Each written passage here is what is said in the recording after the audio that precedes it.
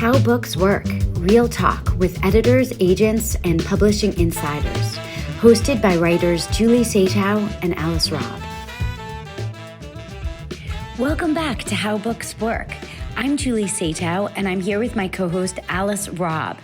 Today, we're speaking with Laura McGrath, an assistant professor at Temple University and the author of the upcoming book, Middlemen, Literary Agents in the Making of American Fiction.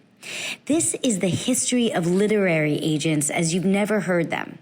Laura takes us from the 1890s, when agents were called parasites and tankers, to the 1980s, when the New York Times dubbed them the biggest fish in publishing. And this isn't just a history lesson.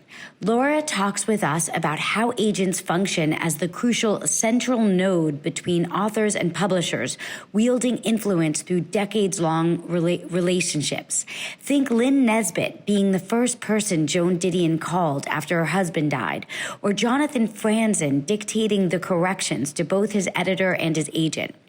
We also explore how modern agents are stepping out of the shadows through Substack newsletters and creative writing instruction. We hope you enjoy.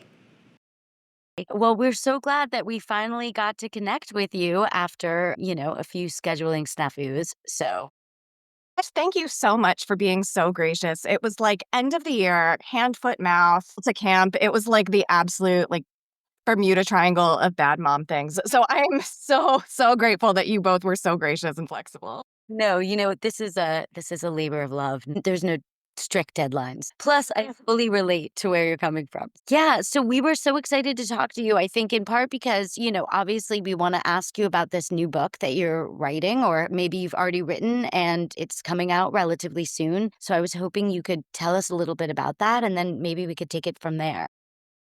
Yep, that sounds great. My book is called Middlemen, Literary Agents in the Making of American Fiction, and it should be out next April with Princeton UP. So it is at that stage where I have let it go and I'm trying to figure out how to raise it, I guess, but I don't have it. I guess it's like 9 months away, so it just kind of feels like pregnancy, I suppose. Yeah, so the book, it draws on a variety of methods, partly historical and archival, partly ethnographic and first person, drawing on fieldwork, and then partly big data to tell the story of the literary agent in the United States. So it charts the rise of the agent from the 1890s, when the first literary agent began working in the US, up until 2022 was when I stopped fieldwork and started writing. But the story really begins in the 90s with the first book auction. That's where I argue the agent kind of shifts from this peripheral figure to becoming a very central figure in how books get made and how authors work and the way that we think about the publishing industry and what it is and how it functions. So, yeah, and it's obviously agents are so important now still, in terms of gatekeeping, which was something that we were interested in asking you about, how that's changed from the author perspective, I guess, where it was in the 90s before they were so well established, how that would work to where we are today, and whether it's still as relevant with, self-publishing and stuff, or if that's now on the wane again. That's a wonderful question. Gatekeeping is really, I think, the agent's central role. And it's hard to cast yourself back into a pre-internet world, but do that for a moment. Imagine that you are living in Nebraska or in Los Angeles or in the UP in Michigan and are trying to figure out a way how you could possibly get your work into the hands of publishers. And that was what an agent was designed to do, was to be the person who could go around and make introductions for you, could figure out where your work would be the best fit, even if you weren't physically present. And agents initially began working in a literary economy that was built around magazines. So the first agents did not get their start selling books. They were selling stories and articles to magazines. So not only is it a bunch of people that might be far-flung that you don't know if you're an author, but it's not just 5 publishers, or it's not just 8 publishers, or it's not just 13 publishers.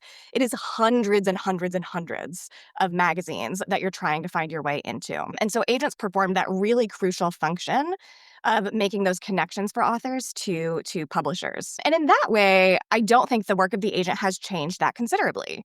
So they're selling different things. They're selling books instead of short stories, and there are fewer publishers. But what an agent still does, and the central function of their gatekeeping, is knowing who the editors are, knowing their tastes, knowing what they look for, knowing what they want, knowing what they're sick to death of, and finding ways to connect the author to the right person who can help bring their book into the world. And that right person thing is really very important. It's not simply a matter of who wants what and making a topical match.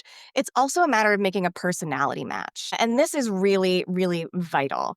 Agents and editors are based all over the country in the United States, but largely in New York City. These relationships are built over time. So you come up together starting as 22-year-old assistants until you're running imprints in your 40s and 50s. And those relationships are longstanding. They're built over lunch. They're built at parties. They're built in gossip as much as they're built in business.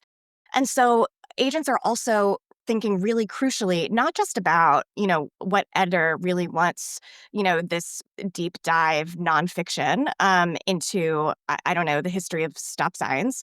But they're also thinking, I'm just seeing a stop sign out my window right now is the first thing I've got.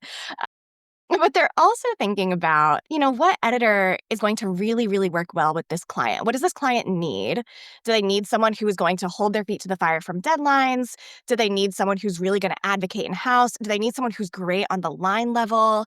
Do they need someone who's maybe meeker and going to let the author be this big personality? Or do they need someone who's really going to fight with them? Those are the things that agents are thinking about when they're making the right match for a book. I talk with my students a lot at Temple University about the idea of gatekeeping, which to them has taken on a very different valence than I think of the word gatekeeping. I think of gatekeeping as about letting people in and controlling access, managing access.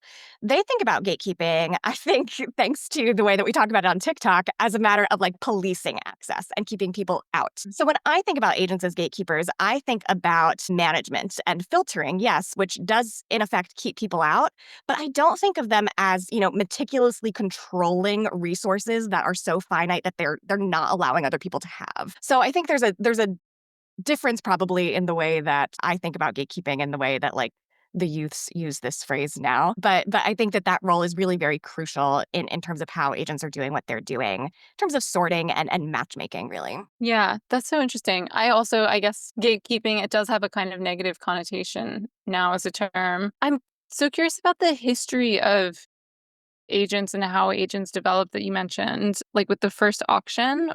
So did they sort of develop around, was that a book auction? Was that in the magazine context? It was at a book auction. So the first literary agent in the United States allegedly was a guy named Paul Revere Reynolds. And when he was selling short stories to magazines, he sold all of the leading magazine writers. So F. Scott Fitzgerald, Dorothy Canfield Fisher, he managed their magazine rights. He would simply like send a story to Collier's or to Harper's and say, I'm asking $13,000 for this. This is the price. And he would just name it and publishers would pay it or not. And that was that. And I will let you like read my book to figure out the math of what $13,000 is in $2025. It's a lot, and it will make you cry. So auctions were very much frowned upon. It was like gentleman's agreement book sales. Basically, agents would do what agents do now with writers, which is to say, let's make a list of all of the places that you'd like this to be or all of the editors you'd like this to work with. We'll just rank them and we'll go down the list one by one. So it was all exclusive submissions. And the story goes, although it's been really difficult to fact check this story, but the story goes that a literary agent named Scott Meredith in the 90s said, this is really not serving my authors well at all.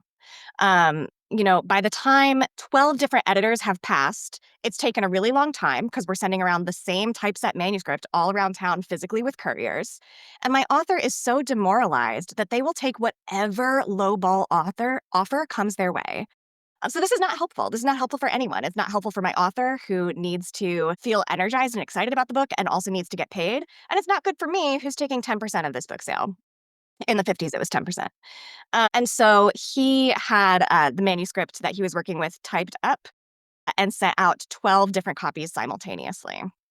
And this was just unheard of. Simultaneous submissions basically were frowned upon at best, but kind of thought of as generally shady dealing. And Meredith himself was kind of a shady figure. And from there, each publisher kind of sent back what we would now call their best bid, and he chose the one he wanted, what was going to work best for the author.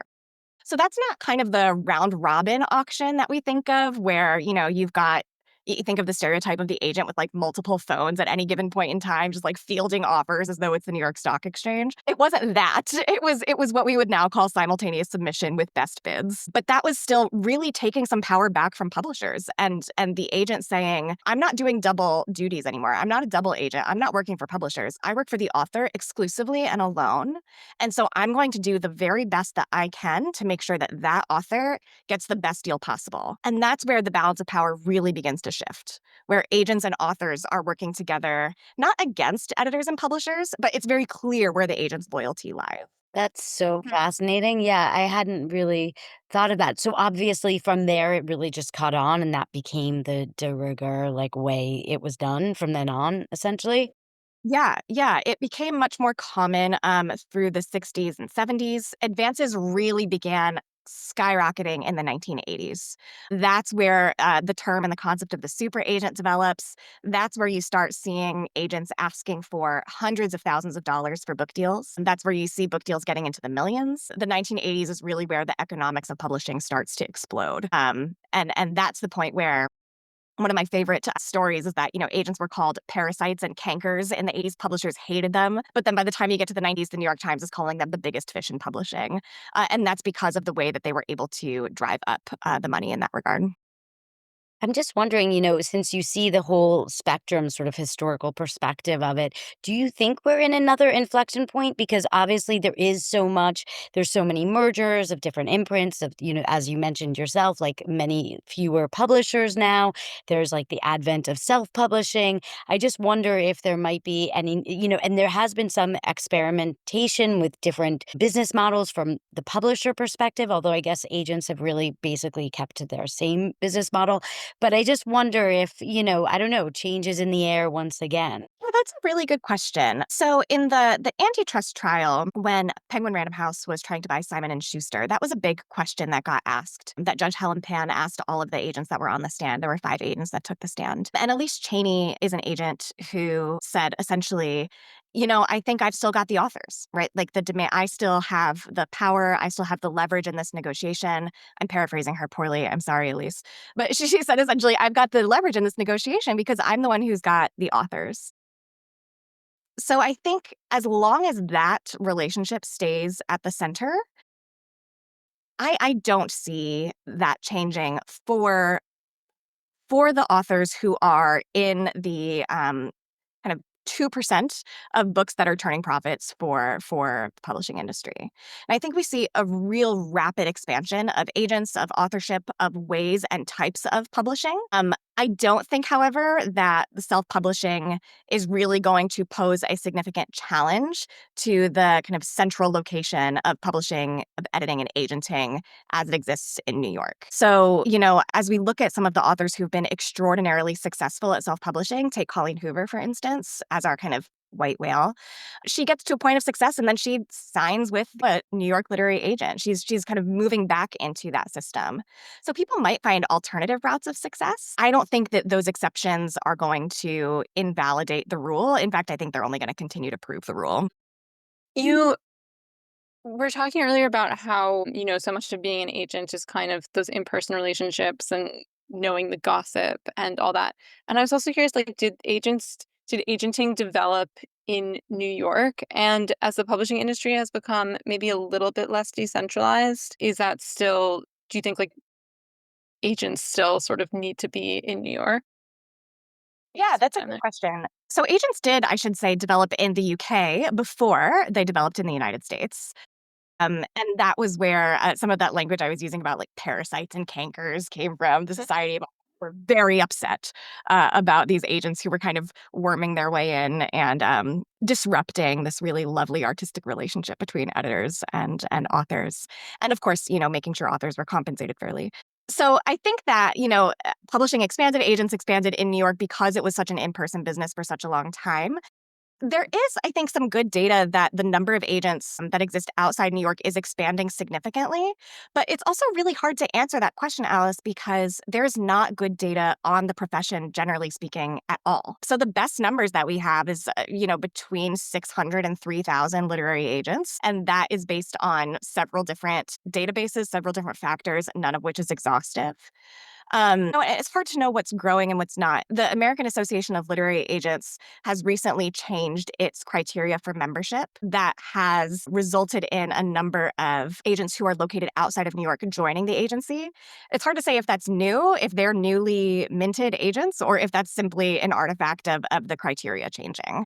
So I think there's a lot to be said for agents who are working all around the world. I think it's a really portable job. I think there's lots of people doing great work who don't live in the United States. But I also think that for a certain type of writer and a certain type of book, the white glove literary agency is still going to be based either in New York or LA. I think the kind of conglomeration of agenting, as you're now seeing boutique agencies being bought up by mega talent management firms, might be shifting that, where we might see more of a New York, LA kind of bi-coastal emphasis for all agencies and not just for, your WMEs and your CAAs. But, it's hard to know kind of what an independent agent in Michigan might be doing. That's interesting. That leads me to like another question that I had for you, which was I know as part of your new book, you're doing a lot of data mining. And it's so interesting to me because I feel like part of the reason why Alice and I undertook the podcast was because there's so little transparency in the industry. And as you yourself mentioned, there's a paucity of data about even where agents are based. So what data are you using and how are you gathering it? And yeah, I'd love to know more about where there's data on this industry. Yeah, I mean, there's not a lot of data for agents, and historically, there's not. Like, you go to archives, and very few agencies have collected archives, or they're kind of distributed,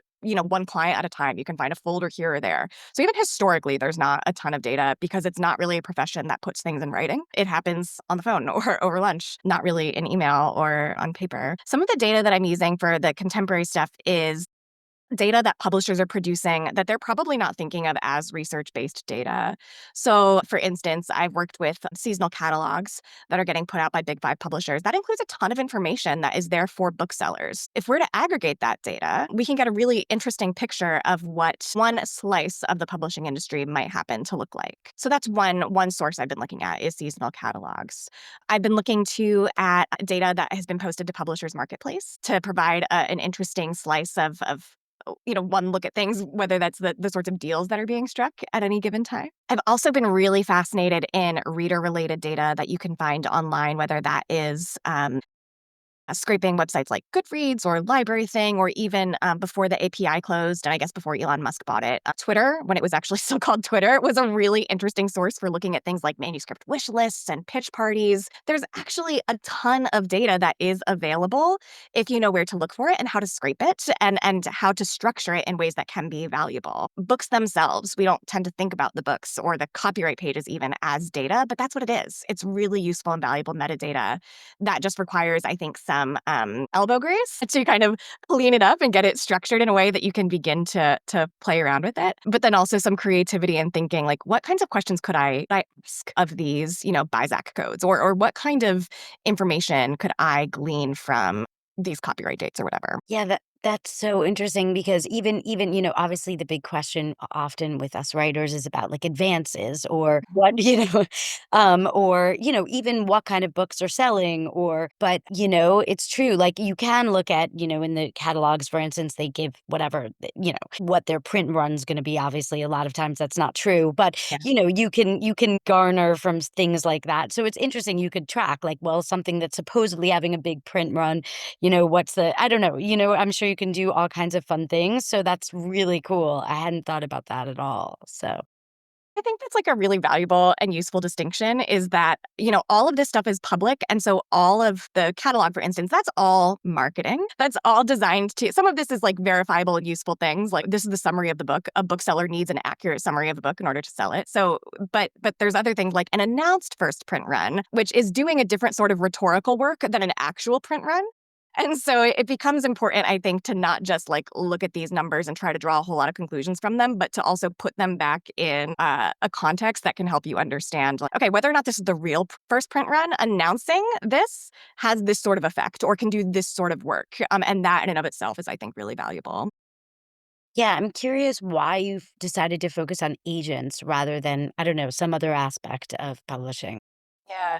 Well, As a scholar, one of the reasons why I tried to focus on agents was that there is very little work that has been done on them. There is like a whole industry of hero worship around Maxwell Perkins and Gordon Lish and all of these famed editors that have done such, important work. I don't mean to suggest that they're not important or significant, but agents have operated really in the shadows, in part because scholars haven't cared, in part because their work hasn't been preserved in the historical record, but in part because it's useful to agents if people don't entirely know how and why they work. Like that lack of transparency helps them in many ways. So I kind of wanted to know like what's going on. Why are they here? What are they doing? Why is that work valuable?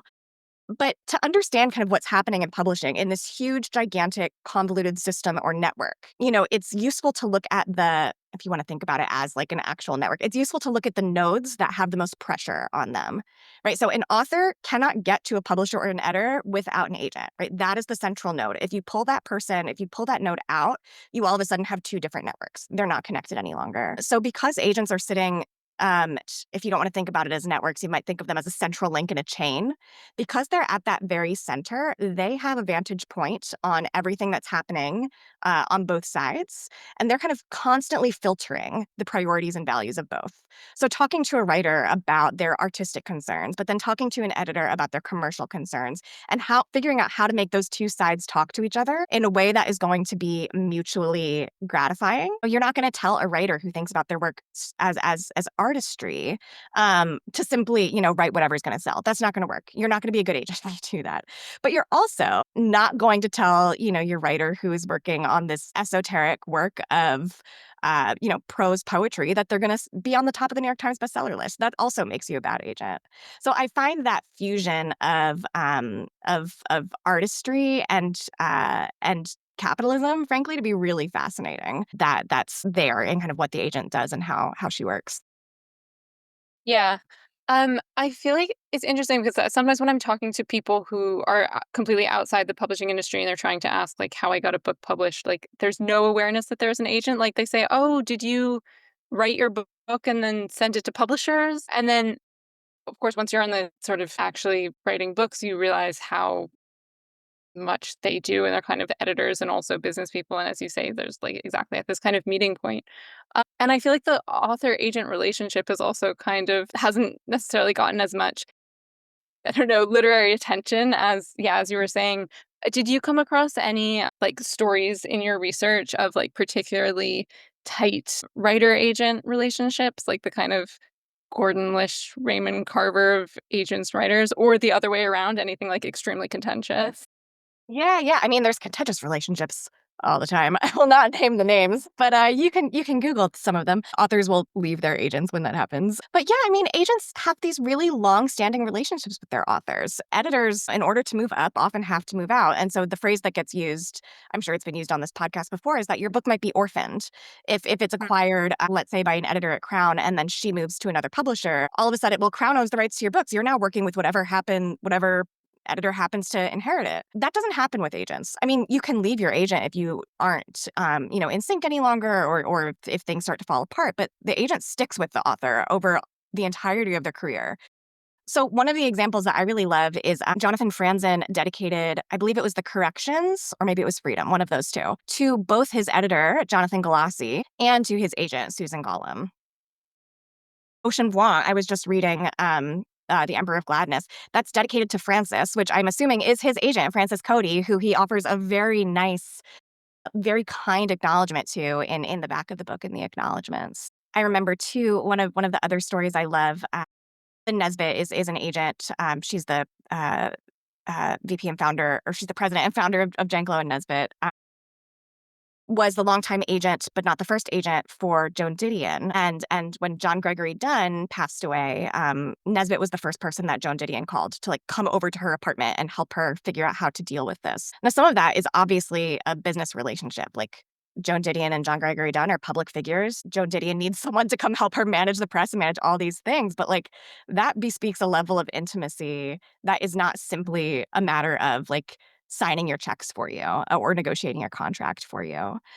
These are really long-standing, meaningful relationships that haven't gotten their due. Yeah, that's so interesting. We have talked, we've interviewed agents on the podcast, obviously, and talked about that author agent relationship. It can kind of go through, obviously, stages, it's a little bit complicated because at first I think a lot of authors feel so lucky and fortunate to get an agent of any kind.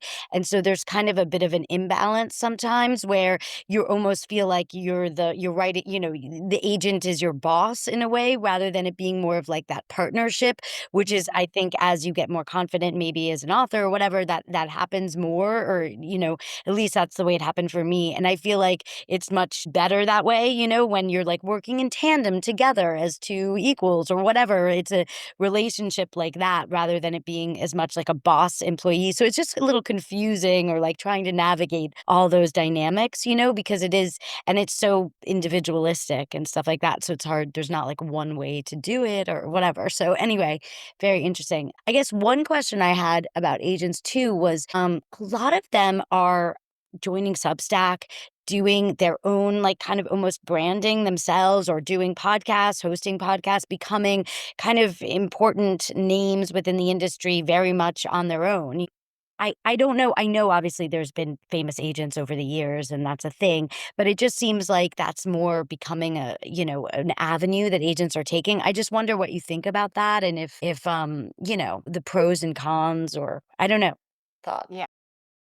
I love this question because I love thinking about this. You know, old school agents, if you think about people working, 1950s, 1960s, they would say, I never touch my client's sentences. Never. That's not my job. I would never tell a client what to write. Now, as agents have kind of come up in this later stage in the industry, particularly as many agents were editors themselves, as editors are becoming incredibly busy and need things to be much better when they receive it, agents take on a major editorial role, as you said. And that's something that I think a lot of authors aren't prepared for. When I think about the agents that are on Substack or on Instagram or are taking a really active role in what almost feels like a para MFA classroom, I see them doing that sort of work of educating writers about what the market needs and wants and will sustain. And so some of the things that I've seen agents doing on Substack, on Instagram, on TikTok is almost teaching creative writing. Right? Like they're teaching authors up front, like, this is how to write your first pages. This is how to write dialogue that feels natural. This is how to do characterization. That's the sort of thing that you get in a creative writing classroom that an agent might have done on the page, one-on-one with a writer and a client. But taking that out broadly, I think is really, really interesting. And I think is probably shocking to a lot of people because it reveals the degree to which agents have been involved in editorial work for such a long time. It's interesting. Curtis Brown Creative in the UK has a creative school where agents are teaching writing classes. And so it feels like there's this move to kind of fill this gap in the education market where the MFA has this reputation for being very invested in literary fiction. And agents are kind of filling what seems to be a niche problem, which is writers needing education on how to write commercial fiction. And so they're doing that work. I think you asked earlier, what are ways that you could see the industry changing? I mean, that to me seems a massive change. Going from agents should be seen but not heard to, behind the scenes, we talk to the press, we don't, leave anything in writing, to now I'm building my brand. I'm building my brand as an agent and as an instructor of writing. I mean, that's a very significant shift. And it'll be interesting to me to watch that develop more or see if there's going to be a backlash to it or anything of the sort. Yeah, it's so Yeah. interesting. I would sorry, Alice. I was just gonna say one thing about that. When I was writing my last book, I listened, like, religiously to the shit no one tells you about writing. It's about fiction. It's all, like, and it's mostly about helping authors write query letters to find agents, but it is 2 agents in it, and listening to them critique pages and critique even the query letters, which wasn't totally relevant to me, but hearing how they thought and stuff, it was so impactful in the way that I wrote my book, and just understanding the way they were seeing things, because I didn't get an MFA or whatever. I'm a journalist. I had a different, way up the ladder. So it was really, really influential. So it's interesting. Yeah. And I think a lot of the information I know now on the industry comes from these Substack newsletters or different things that agents are writing. So I am very grateful for all of that. Yeah. And I wonder too, because I guess there's less of a culture of MFAs in the nonfiction world. If agents have a more sort of obvious, well, I mean, I know with fiction that agents often are having more of a direct hand in editing because obviously you write the full manuscript. But on the other hand, nonfiction writers, I mean, I remember when I was working on my first book proposal and I was kind of making the leap from writing short journalism pieces to trying to craft a 20,000 word proposal. And like my agent really had to kind of hold my hand through that and like give me little, sort of give me permission to write in a different way. And like, yeah, she was kind of acting as a as a educator in that, I think. Yeah, I think that's a real difference between fiction and nonfiction. And if I can plug my agent and her book for a second, Aliyah Hannah Habib is coming out with this book called Take It From Me. It's wonderful. I've learned a lot from it, but she talks a lot about the proposal writing stage as being unique to individual agents. So while I think you can see in fiction like agent having taste for certain things or liking books in certain ways, I think for nonfiction agents, it's really the proposal where you can see that difference. Like, that a proposal that's coming in that's been agented by Aaliyah has been, looks a certain way, or she's got certain things that she's encouraging her writers to do. Whereas from a different agent might be a little bit different. Because I think that editorial work and like hand-holding you said, Alice, I think that happens, for me as well as a nonfiction writer in that proposal stage and not in the manuscript stage. Yeah. I don't think there's a pre-order Right. link as of right now, but I will send it to you whenever there is one. I will certainly post it. I have a Substack as well. I'll certainly post it there. It was great meeting you. Thanks, Julie. Thanks, Alice. Thanks for listening. This has been an episode of How Books Work. Join us on our next episode as we continue to explore publishing behind the scenes.